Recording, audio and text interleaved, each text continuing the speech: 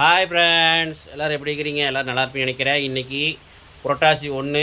எல்லோரும் என்ன பண்ணீங்க? கோயிலுக்கு போனீங்களா? இல்லை சாமி கும்பிட்டீங்களா? நானும் கோயிலுக்கு போகலான்னு பார்த்தா முடியல. ஏன்னா எனக்கு வேலைக்கு டைம் ஆயிடுச்சு ஃப்ரெண்ட்ஸ். பார்த்தீங்கன்னா குளிச்சுட்டு சாமி வீட்டிலே கும்பிட்டு பாருங்கள், துண்ணூறுலாம் வச்சுட்டு சாமி கும்பிட்டு அப்புறம் ஜொமேட்டோ தான் ஆன் பண்ணேன். இன்றைக்கி ஜொமேட்டோ தான் ஆன் பண்ணி இன்றைக்கி வேலை செய்யலான்னு பார்த்து கிளம்புனேன். ஆனால் ஏன் கேட்குறீங்க? கிளம்பலான்னு பார்த்தா காட்டுறேன் பாருங்க. இங்கே பாருங்கள், மழை தட்டி எறியுது பார்த்திங்களா? பேக் சைடை காட்டுறேன் பாருங்கள் ஃப்ரெண்ட்ஸ். மழை வேறு வந்துகிட்டே இருக்குது.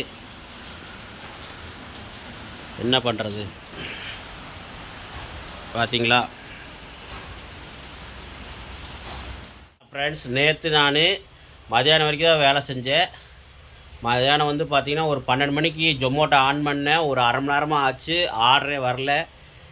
சரின்ட்டு நம்ம என்ன பண்ணேன், அரை மணி நேரம் லேட் ஆகிடுச்சு சொல்லிட்டு ஸ்விக்கி ஆன் பண்ணேன். ஸ்விக்கி ஆர்டர் ஆன் பண்ணி அப்புறம் ஸ்விக்கி வேலையை பார்க்க ஆரம்பிச்சிட்டேன். போய் பார்த்திங்கன்னா நான் ஸ்விக்கி வந்து ஓட்ட ஆரம்பித்தேன்.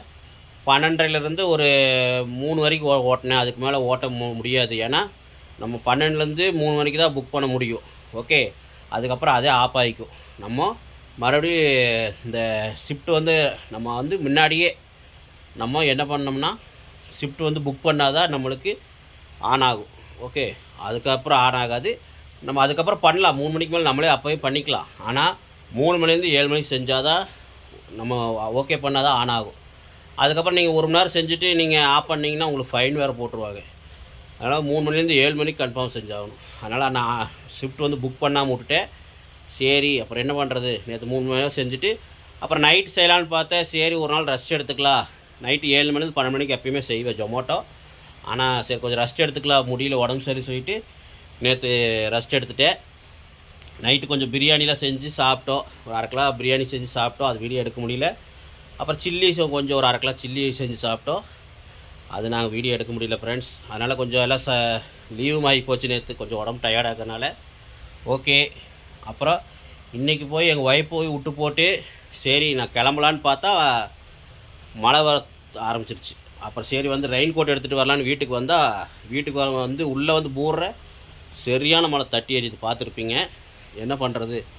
நேற்று வேலைக்கு போக முடியாமல் போயிடுச்சு. போனேன், பட்டு கொஞ்சம் ஒரு 3 ஹவர் தான் செஞ்சேன். உங்களுக்கு ஸ்க்ரீன்ஷாட் போடுறேன் பாருங்கள். இந்த அளவு தான் சம்பாரிச்சிருக்கிறேன். இவ்வளோ தான். என்ன பண்ணுறது? அதுக்கு திங்கக்கிழமை பார்த்தீங்கன்னா கொஞ்சம் கம்மியாக தான் சம்பாரிச்சிருப்பேன். ஜொமேட்டோ தான் ஓட்டினேன். அது போடுறேன் பாருங்கள். ஜொமேட்டோவில் சம்பாரிச்சது, திங்கக்கிழமை சம்பாரிச்சது. இவ்வளோ தான் இந்த வாரம் சம்பாரிச்சது. ஆனால் இன்றைக்கி போகலான்னா மழை வந்துருச்சு. என்ன பண்ணுறதுன்னு தெரில. சரி, ரெயின் கோட்டு போட்டு போகலாம். பட்டு வண்டி ஓட்டுறது சிரமமாக இருக்குது ஃப்ரெண்ட்ஸ்.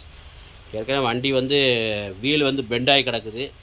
குழியில் விட்டு விட்டு வீல் பெண்டாகி போச்சு. அது வேறு ரெடி பண்ணணும். ஏன் கேட்குறீங்க? ரோடு வேறு அவ்வளோ மோசமாக இருக்குது, மண் சகதியுமாக. இதில் வண்டி ஓட்டினா உழுக வேண்டியதாக கீழே. அதனால் பார்க்கலாம், மழை நிற்கட்டுமா, மழை வருமா நிற்குமான்னு பார்க்கலாம். அதுக்கப்புறம் நான் வேலைக்கு போகலாம் சொல்லிட்டு அதுக்கப்புறம் நான் வேலைக்கு போகலாம் ஃப்ரெண்ட்ஸ். ஓகே, இதான் ஒரு சின்ன அப்டேட். ஓகே, பிடிச்சிருந்தா லைக் பண்ணுங்கள், ஷேர் பண்ணுங்கள், கமெண்ட் பண்ணுங்கள்.